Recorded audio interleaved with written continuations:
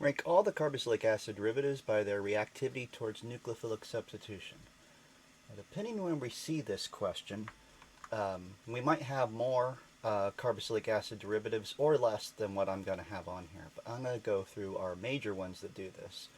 So our two most reactive, that are always the most reactive, are the acetyl halides and then the anhydrides.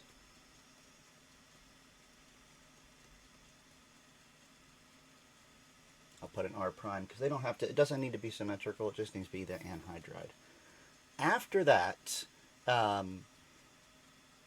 getting back to, depends on where we're at in introducing this, we might have the aldehydes and ketones next.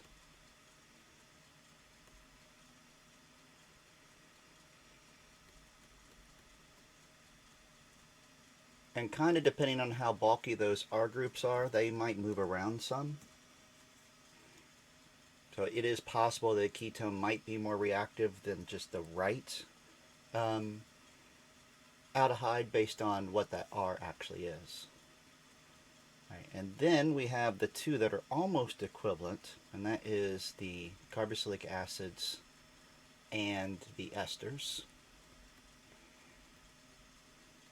Now we introduced some ways to get them to react separately, but overall the reactivity was about the same.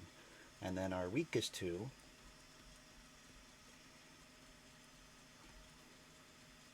is the amides and then the carboxylate group. Now I'm going to go ahead and add two more onto this. Now the biggest reason I'm adding them, they pop up later in regard to biochem, and they kind of fit right in between here. And that is our thioesters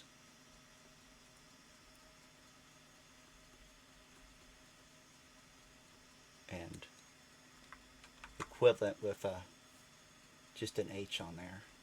Now we're going to find most of the reactions that they do are very similar to the carboxylic acids and the esters, but they are slightly more reactive. You can more easily turn a thioester into a carboxylic acid than vice versa. So that's why they end up going there.